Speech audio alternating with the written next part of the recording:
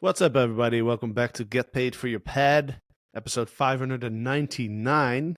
And I'm breaking a record with this podcast because this is the earliest I've ever recorded a podcast. It's 5 a.m. in the morning here in California. I'm only doing this for the one and only Mark Simpson. He's the only one that gets me up at 4:30 in the morning. Mark, welcome to the show. Hey, I appreciate it. You give me that calendar link and I will get booked in at any time. So Yeah, we were just chatting. I was like, how was he able to book a podcast at 5 a.m. in the morning? And I realized the time just changed. So it was 6 before, and now because I have it set at Eastern time, so I've just changed that to specific because it's a little early, but we'll make it work.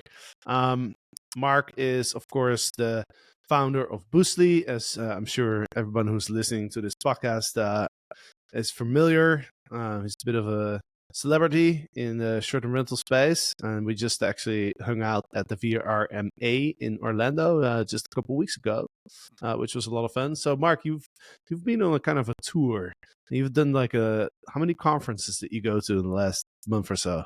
this last 3 weeks have been crazy. So it was 3 weeks, 3 conferences, the Bigger Pockets conference, VRMA, which was luckily they're both in Orlando. I jumped on a plane and I went straight to Houston to do HostCon. And it was amazing because I think I met everybody in the industry in these 3 weeks from every walk of life, from like the VRMA side, which is more traditional model, vendors, etc., to Bigger Pockets, which is traditionally more real estate, but there's a huge short-term rental and medium-term rental sort of exposure there, and then HostCon, which was, it's all short-term rentals, and yeah, it was amazing. It was fun. It was so good because we were able to bring the family over as well. So when Nice. I wasn't doing conferences, I was doing 20,000 steps a day, doing Disney, Universal, and all that. I know. I saw the photos on your Instagram. So what are some of your takeaways? Like, what did you learn in the last couple of weeks at these conferences? So from VRMA side, obviously when you go to VRMA, you get the big dogs there. The big dogs is Google, Airbnb, and Expedia. And the real big takeaway from the VRMA side was exactly how much Google are like creeping into short-term rentals, especially for 2024. The stats that they brought, and obviously the context is the stats that they bring is from their side, but they are heavily sort of disrupting the industry.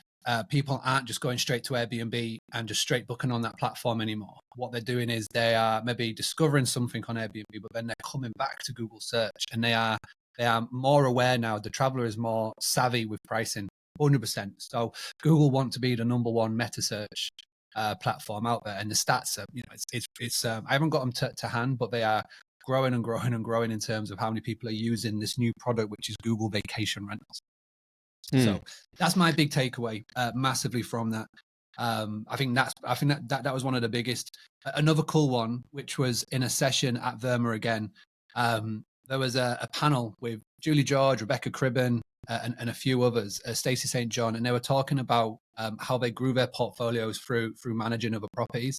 And Rebecca Cribben said something which really stuck out to me. She said about running KPI checks for the managers every 6 months. And a KPI check is a key performance indicator.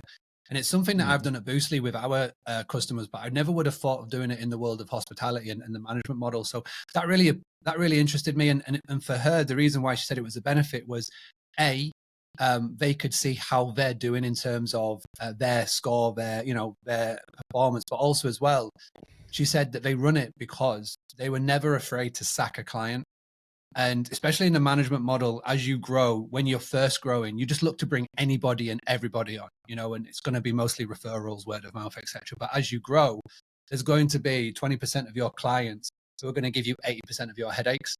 And so she was very strong on this. She said, listen, don't be afraid to sack your clients. And she's grown to a huge portfolio, well into its hundreds. And so I think those are the biggest takeaways that I think I can give right now. But it was, overall, it was amazing to speak to people, meet people face to face, and just, you dig into more conversations that way. And I loved it. Yeah. I want to touch on what you said. You're saying Google is really trying to take a slice of the pie here, right? And you're saying that more and more people are using Google. I found it interesting because, like Airbnb came out with their numbers what was it, like last week or so? I don't know if you saw it, but Yeah. they booked total nights and experiences came in at 113.2 million for the quarter, which I think was a record.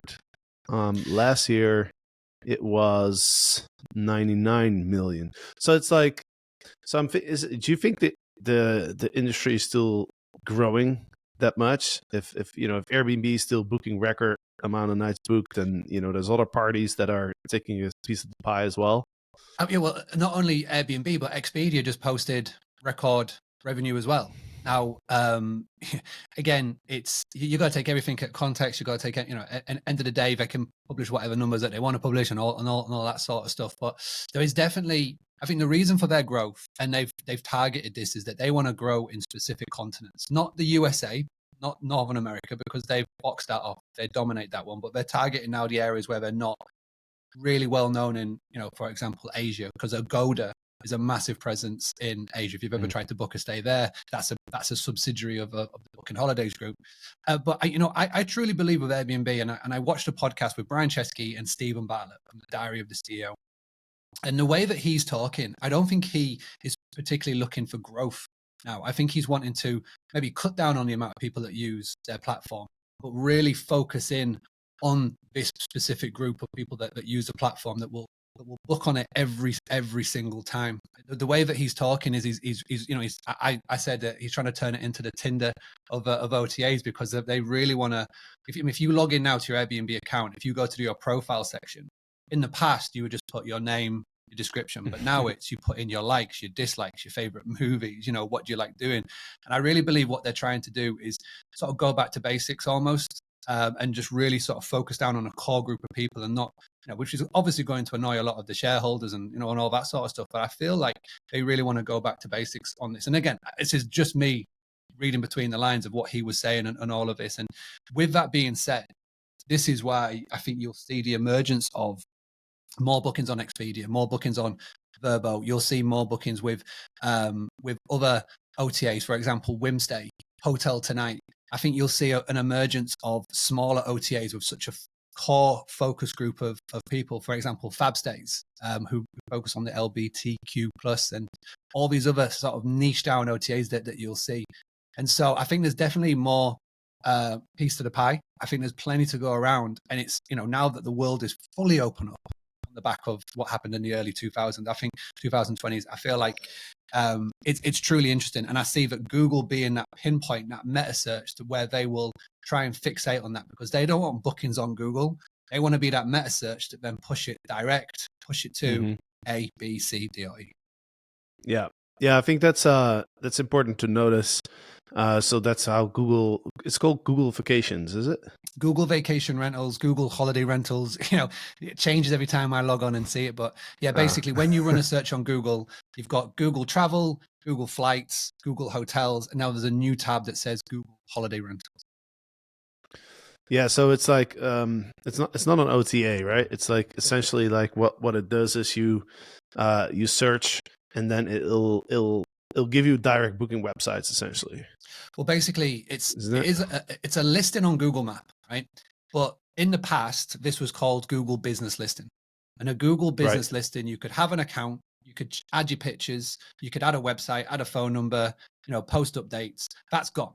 They're eliminating that. And people who still have a Google Business Listing, that's going to just get removed automatically if you've got a short-term rental or a medium-term rental, service apartment, right? Those of you with boutique hotels, don't have to worry about it. You will still be on Google Business Listing because you've got a shop front, right? What they're doing is they're moving everybody to this Google Vacation Rental. And the pro is that you don't have to do anything. You will automatically be added in because of your property management software, aka Hostfully. So Hostfully have an integration with Google. They will push all of your listings that's on their platform into Google Vacation Rentals. That's the pro. You've got nothing to worry about. The con is that you can't dictate, optimize it, you know, try and beat the system, beat the ranking, because Google don't allow that. It's literally they pull the information from Hostfully. Whatever information you have on Hostfully is what's going to be presented on Google Vacation. Right. Yeah, I'm just looking at it right now. So you're saying, are you seeing a lot of hosts that are getting real good traction, or can we even tell? Like, let's say we get a direct booking. How do we even know that that person came from Google vacation search? So in your extranet on HostFully, it will tell you if it's come from Google. Who is benefiting the most? Boutique hotels, hands down. I was speaking to a host who has got properties in LA, and they said, and they use Lodgify, and they said that 40% of their bookings over the last 12 months has come from Google Vacation Rentals or Google Hotels, because they had a boutique hotel. Now, a boutique hotel is different to a short-term rental because you can do that thing where you can optimize your listing, you can change the pictures. And if you've got really solid reviews on there, you're just going to bump straight to the top. She said that literally you could run a search for places to stay in Los Angeles or specific areas of LA, and her listings were coming right to the top, non-paid. Right? Because obviously with Google, you've got sponsored listings, you've got the map, and you've got organic listings. She was just coming the top all the time. And she was like, 40% of my bookings are coming from Google, which is epic because there's no commission to pay yet. No commission to pay. So it's a direct, and it will show that in your back end of PMS. Right. Yeah, I'm noticing too, like as I'm looking at Google right now, I'm noticing there's a lot of boutique hotels on there. Makes sense. Well, you basically, my big tip for 2024 is you've got to have a diverse marketing strategy more than ever. And that includes direct. So you've got to have your Airbnb plate spinning here. You've also got to have your Vrbo plate spinning, your booking.com plate spinning, maybe Wimstay, your direct booking plates. But you've got to make sure that you've got loads of different vertical arms, because people aren't just going to Airbnb anymore, right? And there's loads of properties on Airbnb. Tons of properties. People will complain that it's oversaturated. So what you've got to do is you've got to make sure that your property management software tool is connected to as many different channels as possible. And if your PMS can't connect you to lots of different channels, then maybe it's time to invest in a Rentals United or a channel manager, because everybody confuses channel managers and PMSs. They think they're the same thing. They're not. A channel manager will spread your wings and spread your diversity, so you are in as many different places as possible, so that when a guest is clicking around, shopping around, say they go to Wimstay, say they go to insert other website, then your property is still showing up. It's like the billboard effect. Make sure that your property is as many places as possible, so when they've got that decision-making process, you're the one that pops up. So yeah, and that it's going to be key, and Google's going to drive this, and the public perception is going to change. And one of the main generators of this is short form video. They showed how YouTube Shorts is the starting point for so many people's decision-making process. So I don't know about you, how you decide on places to go eat and restaurants or whatnot, but my wife and I, we look on TikTok, right? TikTok is a major indicator of where we choose to stay. But now YouTube Shorts are basically ripping what TikTok is, ripping what Instagram Reels is, are building their own version, and it's search. So, TikTok isn't search. YouTube is owned by Google. YouTube comes up in the search. And so many people, and they showed this in their presentation, loads of people are starting off their search now by watching a short form video, places to stay in Boston, places to stay in LA, places to stay in San Diego. And then from there, they're going to the Google search, to the map, then to the website or wherever I'm making the booking. So yeah, there's some really interesting things that came out of the back of VRMA for me personally. Yeah. I mean, my wife definitely gets her inspiration on TikTok and Instagram. She's standing right across from me right now, so hopefully she won't get mad. But I refuse to look at TikTok. I refuse to look at Instagram. You don't need to, because you've got a wife who does it for you. Exactly, right? But it's so on that point, like we just hosted a number of influencers at our Freeball properties, right? Which is I'm interested to hear your thoughts on that, because I think for the low season, when it's hard, especially during the week, it's hard to book the units.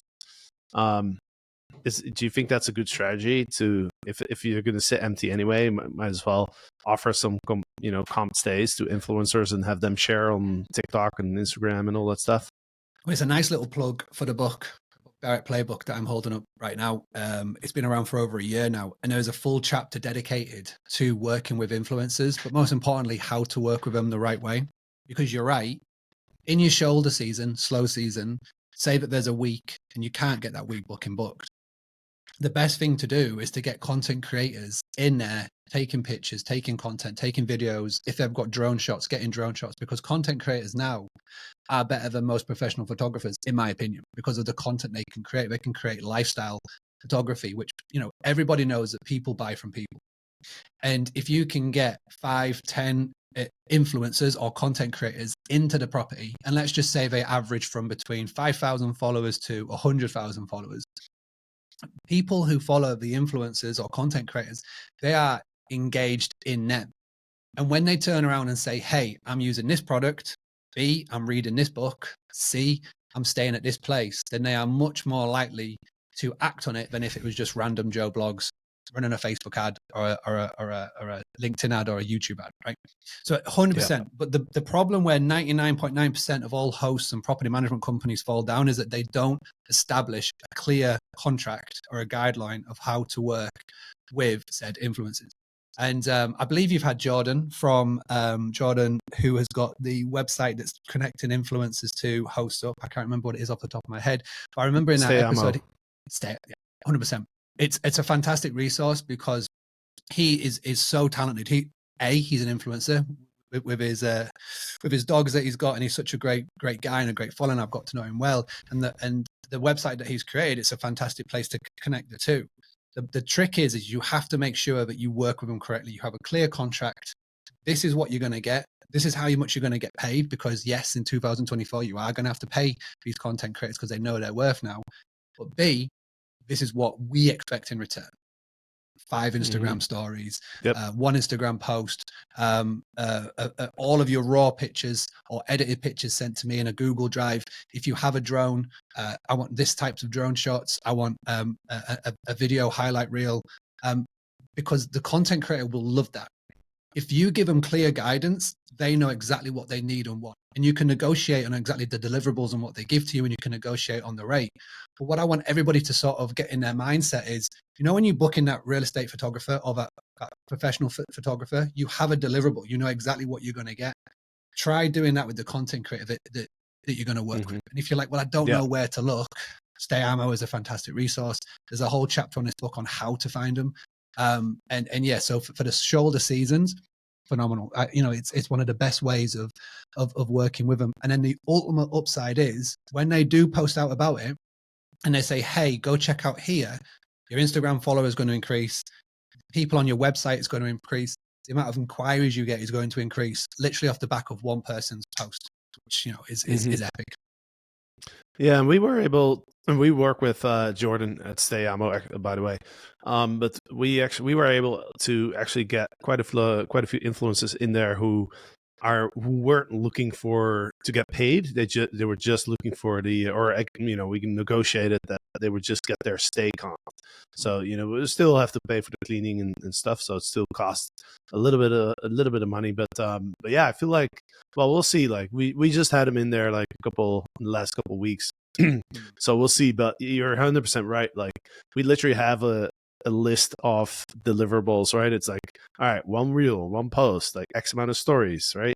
All that stuff. So another thing I'll say on this topic, since we're talking about this, is you also got to make sure that, like, number one, their followers are engaged, because you know how people can buy followers and all that stuff.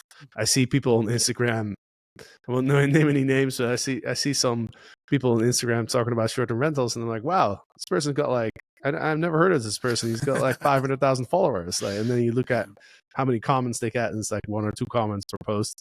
But so you have to look at engagement. You have to look at is their following, is that your guest avatar, right?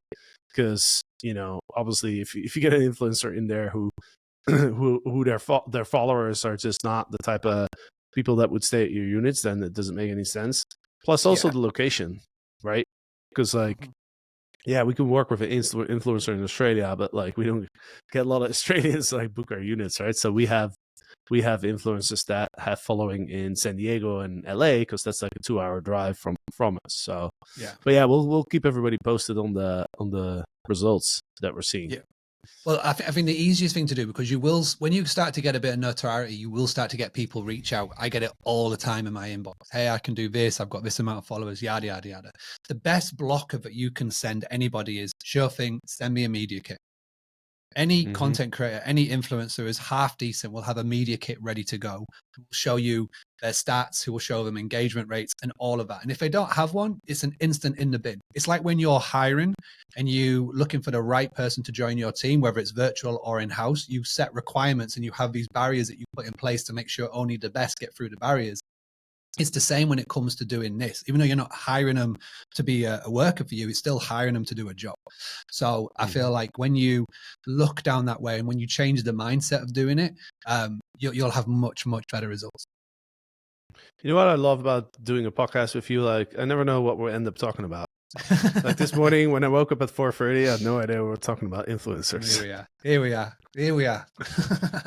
But on that note, let's talk about your latest endeavor, which is a documentary, right? Yeah, 100%. So yeah, Tell us first and about foremost, thank you for letting me talk about this. It is something that we've been working on all year and I'm very excited about. So I've been doing Boostly for 7 years now. We've got over 1,000 videos on the Boostly YouTube channel. We're approaching 700 podcast episodes, but everything is very samey. It's me talking into a microphone or my co-host Liam talking into a microphone. And so the YouTube channel just looks samey. So at the start of the year, I hired a company and I said, what I want to do is I want to have a pillar piece of content on our YouTube channel that is something different than anything I've ever done before. And we bounced some ideas around and we came up with a documentary.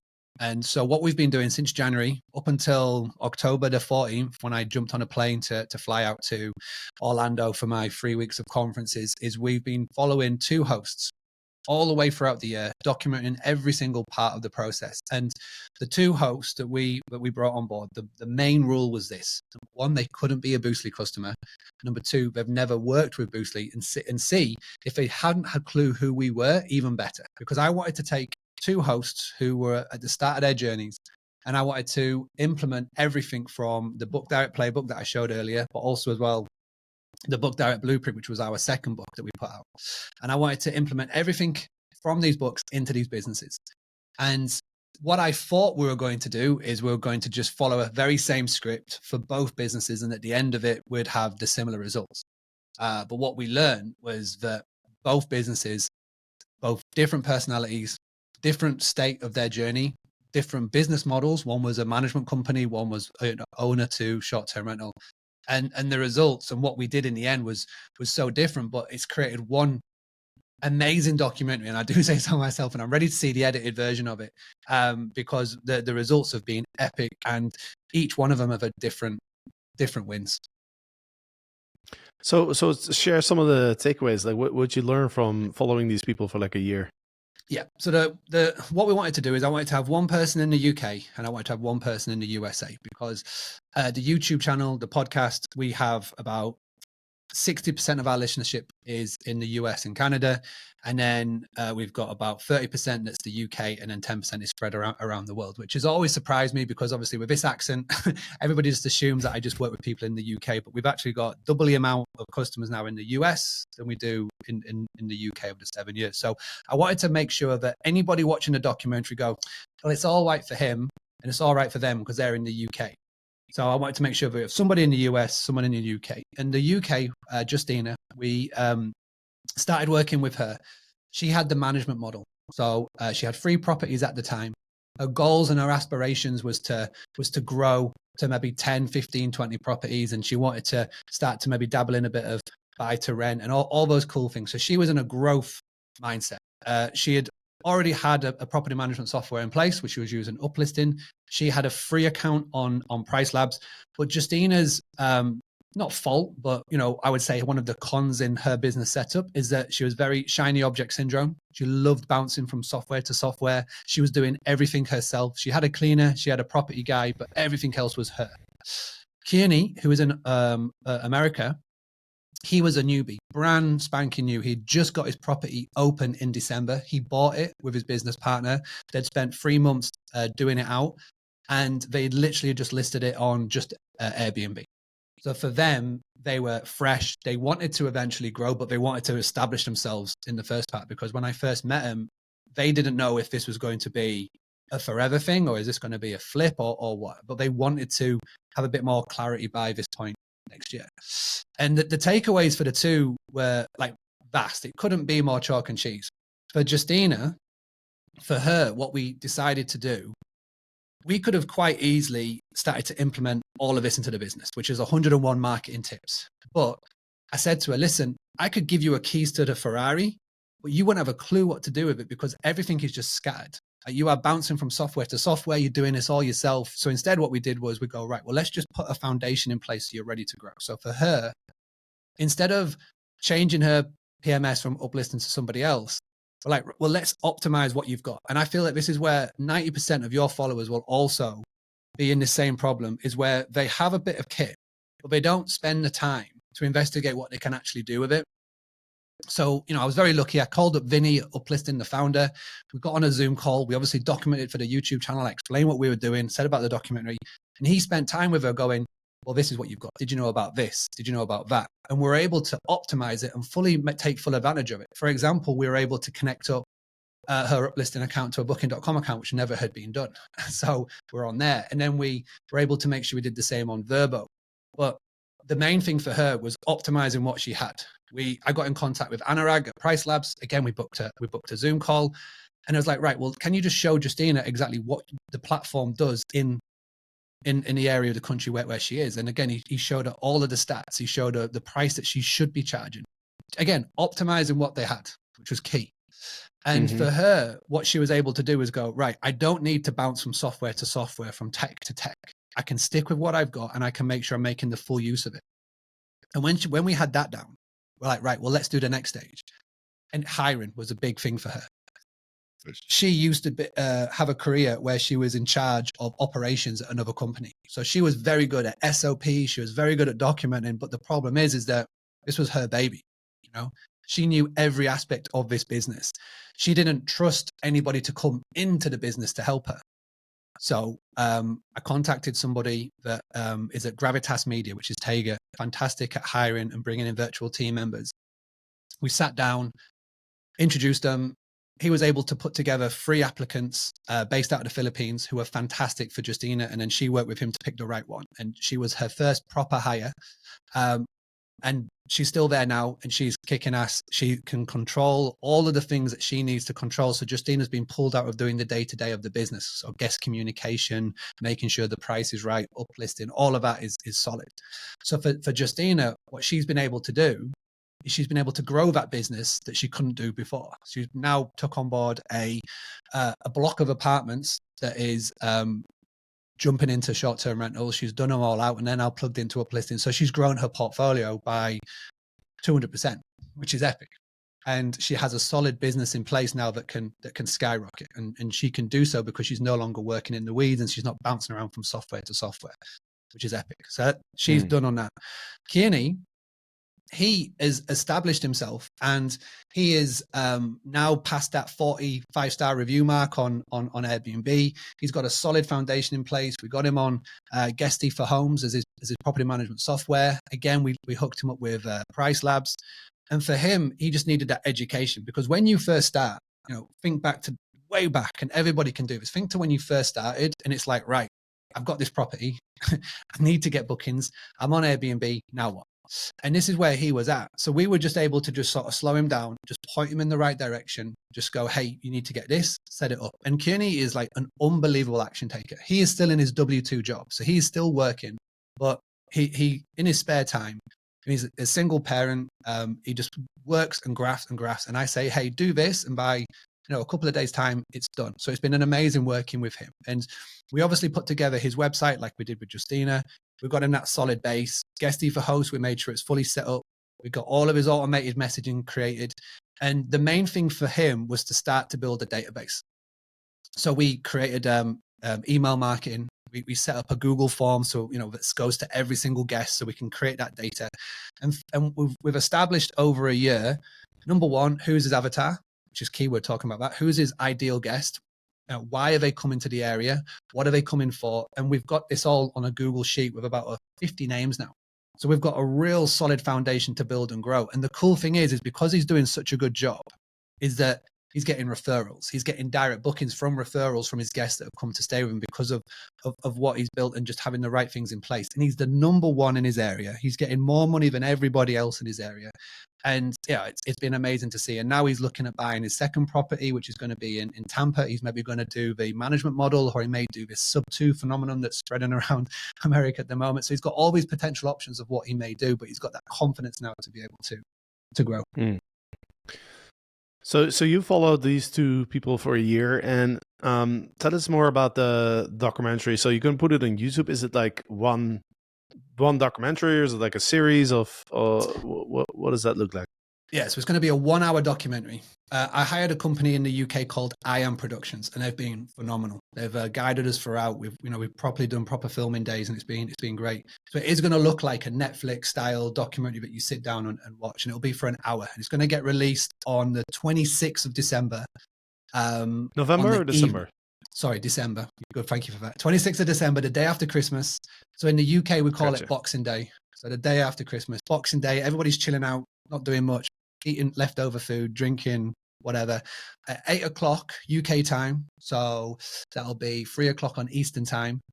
In America, we're going to go live and do a live watch party on the YouTube channel. And it'll be for an hour. I'll be watching. We'll be doing some giveaways and cool things as well on there.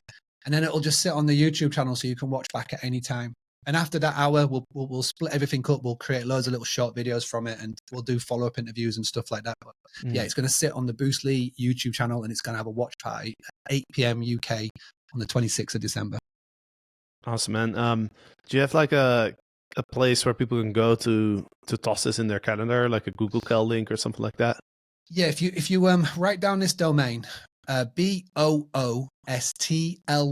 so boostly.co.uk /ical, ICAL. That'll open up a web page that we've created that you can just sync up the calendar to your calendar, so you will get a notification on the day of it going to be happening. So yeah, boostly.co.uk /ical. Add it to your calendar. You can add it to your Google Calendar, your Apple Calendar, or whatever calendar you're using, and then you'll get a notification on the day. And you can also come and follow the Instagram, which is BOOSTLY UK. Go and subscribe to the YouTube channel, and you'll get all the notification when it's going to be happening. Sweet, dude. Awesome. Well, I'll be watching. Yeah, well, it'd be nice to be a normal time for you over in West Coast. Well, I'll be in Amsterdam. There you go. Seeing the family for Christmas. Seeing the family. So I'm actually going to be in Switzerland, of all places. I'm going to be in Geneva on the 26th, me and the family, because we're going to go and see a friend over Christmas. But yeah, we're going to be sat in a hotel in Geneva, and I will launch this live on the YouTube on the 26th. Sweet, dude. I'm excited. Right, are you going to publish it anywhere else, or is it just going to be on YouTube? It's going to be on YouTube. I haven't got enough money to send it to Netflix, because you've got to give them a good quarter, $25,000 just to even get in front of their faces. So we're going to do it on YouTube. We're going to do it in our world, because as soon as you start submitting it to Netflix and Amazon, it's all the bureaucracy, Hollywood heads, and all that crap that comes with it. So I'd rather just keep it fully in my world on the YouTube, on our channel, so we can have it from there, and we can just do what we want then when we do that. Awesome. Sweet, dude. Well, I'm excited to see the documentary. Like, this is kind of, I guess, not completely a first. I think there has been some documentaries maybe on Netflix or something, but it's definitely like you don't see this type of content a lot in our industry, huh? Well, it's a first. It's a first for me, and I mean, I know there's a lot of people who've done different styles and whatnot. Matt Landau is phenomenal at this. He's a storyteller, but I just wanted to make sure that on the BOOSTLY channel, when somebody comes, yes, there's a binge bank of content, but it's all talking heads. It's all very same. I wanted to do something that I've never done before, and I'm very lucky now in the business of BOOSTLY. I've got a managing director who can take care of all of the day-to-day. It means that I can do creative and cool and different stuff like this. And so, yeah, it's been a long year, but it's been a great year, and I'm looking forward to promoting it and getting it out there on the 26th of next month. Awesome, dude. Before we wrap up, I want to do two things. First of all, like let people know what BOOSTLY is all about. So BOOSTLY is short for Boost Hospitality. And what we do at our elevator pitch is we give hosts the tools, the tactics, and the training to grow their business to be 65% direct. So my goal is for everybody who comes into our world to get to 65% direct. That leaves 35% to be OTAs. The problem at the moment is it's the other way around, or it's even worse. It's like 80% OTAs, 20% direct. When you've got a business that's 65% direct, you're building your house on your own land. So you're not being over reliant on other people to bring your revenue in. So that's what we do. And we do that through website design. We've got a CRM, which is email marketing, social media scheduling. And then we've got the training, which is really cool, that teaches everybody about Book Direct, keeps you accountable. And then we've got the tribe. So we've got 2,500 customers, 2,500 members, all in there talking about direct bookings. So yeah, that's what we've been doing for 7 years now. We've generated $50 million of direct bookings for our websites this year, which we're about to have a press release to go live with. And yeah, we're the go-tos when it's all about Book Direct, which is epic. Yeah, sweet, man. And we've actually used the BOOSTYLY website for quite a while. Now that we launched FreeWild, we decided to go for a custom built website. So we invested quite a bit into that. But it was definitely easy to set up. The website, especially because we use Hostfully, like has a very nice integration with BOOSTLY. Yep. Do we still have our good old coupon discount code PAD? Is that still active? Absolutely. So the best thing to do, if anybody's watching this and they go, you know what, I want to get to 65% direct, go to boostly.co.uk. You can book a call on there. And then there's a section that says, how did you discover Boostly? If you just put PAD or Jasper or get paid for your PAD, that's all you need to do, because then we'll have an exclusive discount for those that come from the podcast to us. So make sure you do that. You've got to book a call. You can't just sign up and give your credit card details over. You've got to have a call with us, because this is a done for you service. We've got to make sure that we want to work with the right people. We don't want to work with everybody. So, we turn away more people than what we let in. So book a call, mention you come from the podcast. And then if you decide to go for it, we'll chuck in a nice little exclusive discount when you do. Boom. Yeah, and I think a lot of people in our community have ended up working with you, and the feedback is always good. So I can definitely vouch for it. Thank you. All right, so last but not least, I'm going to introduce a new feature on this podcast. It's kind of inspired by a podcast that I personally listen to, and I thought it was really cool. Basically, what we're going to do is every time I have a guest on the show, they're gonna ask a question, and it's a question about like a fact or a stat, right? It's not an opinion. It's like, all right, how many short-term rental hosts are there in country X, or what's the growth of the industry in 2022, or whatever it is, like a stat or a fact. And then I'm gonna ask that question to my next guest, right? So you're gonna come up with a question right now, putting you on the spot. And then I'm going to ask the question to my next guest, see if that guest knows it. But also, like, everybody who's listening, you can send in, if you know the answer, then send it to me on Instagram, and I will feature your business on the podcast. So, like, for everybody, I'll pick one person who sent me the right answer, and I'll share your Instagram, or I'll share your brand, like your company, so you get some free promotion. So that's the incentive for sending in your answers. So Mark, I can ask any question. Any question that I want. It's got to be a fact, right? We have to be able to confirm that it's actually true. You can't make up random stuff. So I can't say who is the best football team in the world. I can't say that, right? So I can't say who's the best soccer, because it's definitely not opinion. Liverpool. All right, here's one that's top of mind. So how many listings are there on Airbnb that was last reported? How many listings are there on Airbnb? So not how many hosts, how many listings? Listings, right. And that has been reported. We're looking for the latest. Yeah, the latest number numbers that was officially released by Airbnb, I guess, right? Yeah, by Airbnb. Right. But there will be, I'll give you a little clue, there will be a company that starts with A and ends with A that will be also able to give you that number. But it's got air in the middle as well. But yeah, that's a really good question, because you're going to get tons of comments and messages and stuff. All right, guys. So like if you're listening to this, if you know the answer, then message me on Instagram. Okay, I'm only going to look at Instagram for this, just to make it easy. Right, because I don't want to have people reaching out on 10 different platforms. And by the way, my Facebook account was hacked. So anybody who's trying to get a hold of me on Facebook, just know that it was hacked. somebody hacked into it, and tried to run some ads. And now, I've been trying to get back into my account, uploading my ID and everything, but Facebook is notoriously horrible at customer service, so I don't even know if I will ever get my account back. But anyway, so I'm done with Facebook. I'm just doing Instagram now. I do have a Facebook group in the course that we just started at Cashflow Mastery, so I created a new profile just so I have access to that. But anyway, so don't try to reach out to me on Facebook. If you know the answer, what's the total amount of Airbnb listings as of right now? Message me on Instagram, Get Paid for Your Pad. So easy to search, Get Paid for Your Pad on Instagram.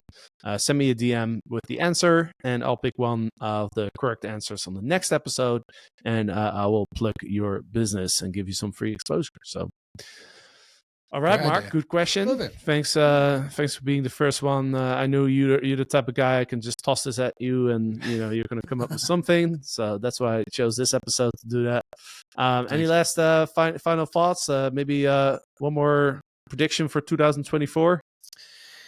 2024 is, it's going to be about having a diverse marketing strategy. You have to be visible as many places as possible, the billboard effect. And, that is my big tip for everybody to be doing so. And Google is going to massively be a pioneer of this. So, be ready. Use this quiet time now to get a direct booking strategy in place, having your diverse marketing strategy in place, and don't put your eggs all in the Airbnb basket. That's all I ask. Alrighty, and with that, we are wrapping up this episode. So, Mark, appreciate you jumping on here. It's nice to see you a couple of weeks ago, and I didn't know you were that. I almost forgot how tall you are. I'm nearly as tall as Eric. Not quite. It was like we're a nice little straight line down. I know, it's funny, because everybody I met at the conference, they all think I'm very small. Because they've seen videos of me and Eric standing next to each other, and then on Zoom, I look like a midget, So people are looking to the floor, like, "Where's Jasper?" And I'm like, "I'm here," and they're like, "Who? Oh, you're actually not that small. You're like normal size, yeah, yeah, exactly. Whatever normal size is, but yeah, exactly. But it was epic to see people. It was really good to connect and to meet people, meet your lovely wife, meet the pooch, meet your family, and see Eric and see everybody. And the amount of people from Legends X that were at that event was crazy. I know, right? That's why it was so fun for me to be there, just hanging out with the students. Yeah. All right, buddy.